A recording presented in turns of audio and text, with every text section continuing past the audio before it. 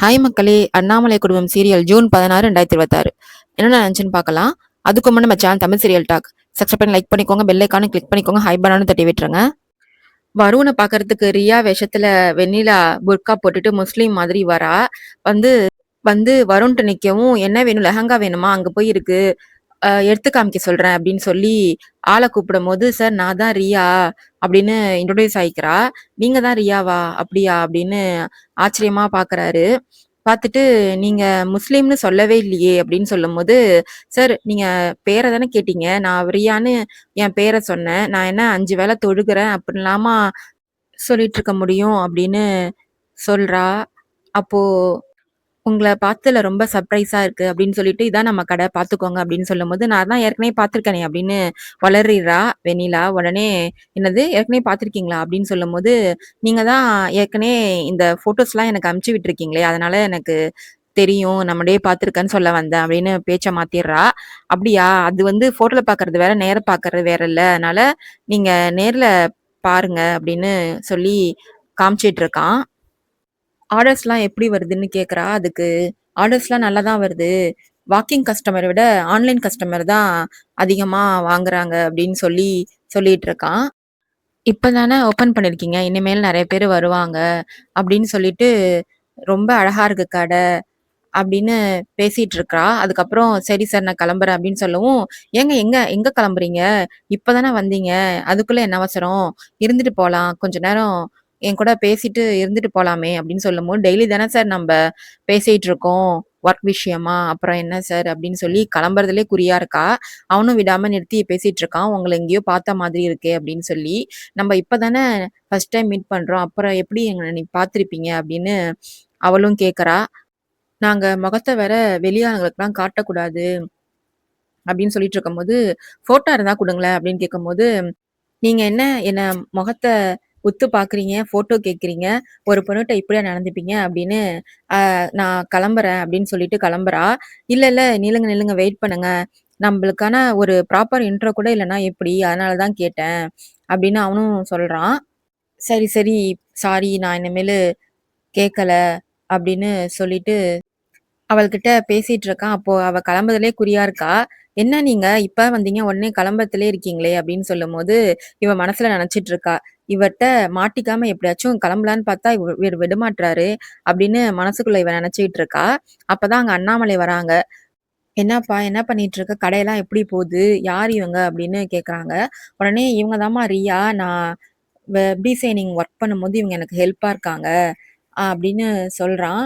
உடனே இவளும் நான் கிளம்புறேன், கிளம்புறேன்னு சொல்லிட்டு நிக்கிறா. "ஏன்பா அவங்க கிளம்புறேன்றாங்க, உனக்கு இவ்ளோ ஹெல்ப் பண்ணியிருக்காங்க. நீங்களே கொண்டு போய் டிராப் பண்ணலாமே! ஏன் தனியா போக விடுற அவங்கள?" அப்படின்னு சொல்றாங்க அண்ணாமலை. உடனே இவ மனசுக்குள்ள நினைச்சுட்டு இருக்கா. எப்படா இங்கேருந்து கிளம்பலான்னு நம்ப பார்த்துட்டு இருந்தா, இந்த அத்தை வேற நம்பள கோத்து விடுறாங்களே! அப்படின்னு மனசுக்குள்ள நினைச்சுக்கிட்டு இருக்கா. உடனே, "அத்தை நீங்க ஏன் இப்படி பண்றீங்க?" அப்படின்னு மனசுக்குள்ள அவங்கள திட்டிட்டு இருக்கா. உடனே, "நானே உங்கள டிராப் பண்றேன்னு" வருணும் அவள டிராப் பண்றேன்னு சொல்றான். இவளும் வேணாம் வேணான்னு சொல்றா. "இல்ல பரவால்ல நான் டிராப் பண்றேன்னு" கார்ல பிக்கப் பண்ணிட்டு 2 பேரும் பேசிக்கிட்டே போறாங்க. அப்போ வருண் கேட்கறான், "உங்கள இதுக்கு முன்னாடி நான் எங்கேயோ பார்த்த மாதிரி இருக்கு" அப்படின்னு கேட்டுட்டு இருக்கும்போது, "நான் உங்கள முன்னாடிலாம் எங்கேயுமே பார்த்ததில்ல" அப்படின்னு அவளும் சொல்றா. "இல்ல உங்கள்ட்ட ஏற்கனவே பார்த்து பேசின பழகுன மாதிரி இருக்கு" அப்படின்னு சொல்லும்போது, "எனக்கு அப்படி தோணல. நான் உங்கள இப்ப தான் ஃபர்ஸ்ட் டைம் பார்க்குறேன்" அப்படின்னு சொல்றா அவளும். "உங்களுக்கு எங்க போணும்?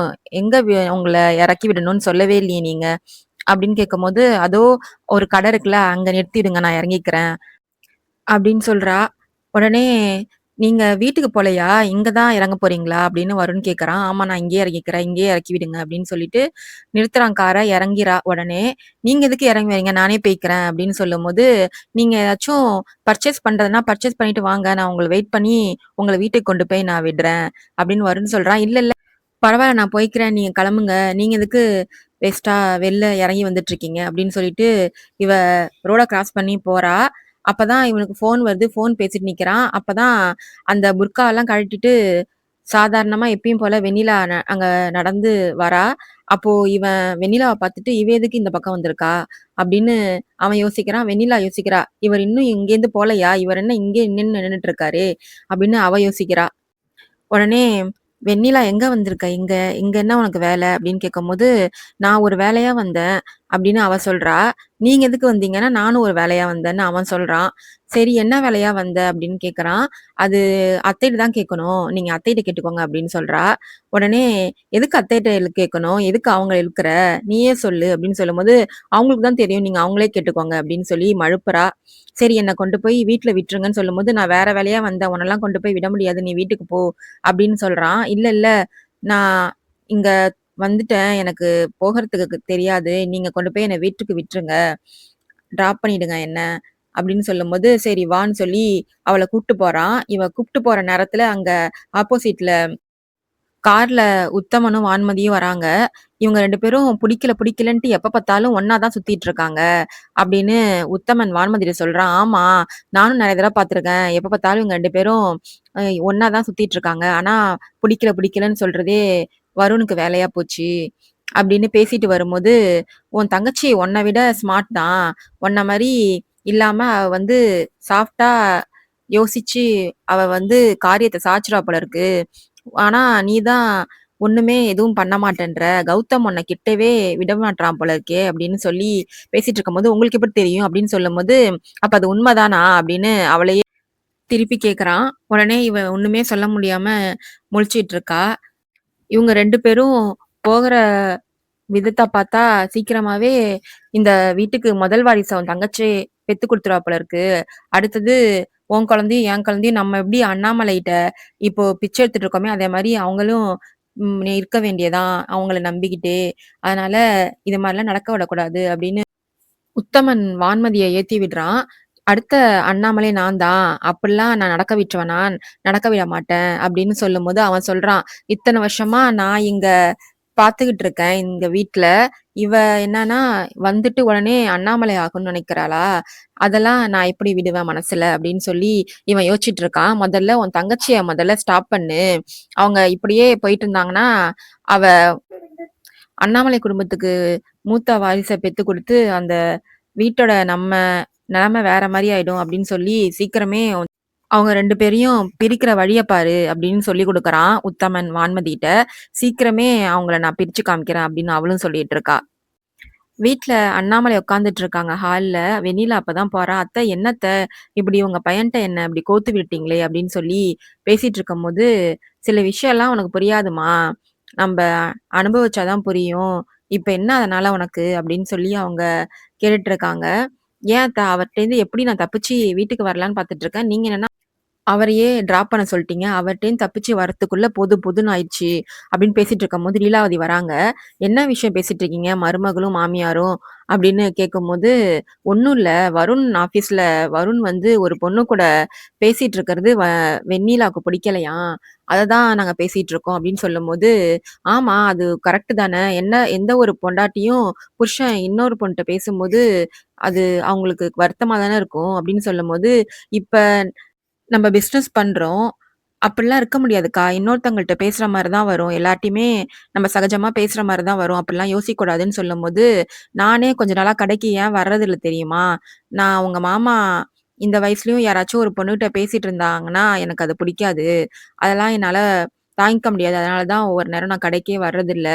இந்த வயசுலயுமா இப்படிலாம் யோசிக்கிறீங்க? அப்படின்னு வெண்ணிலா கேட்கும்போது, ஆமா.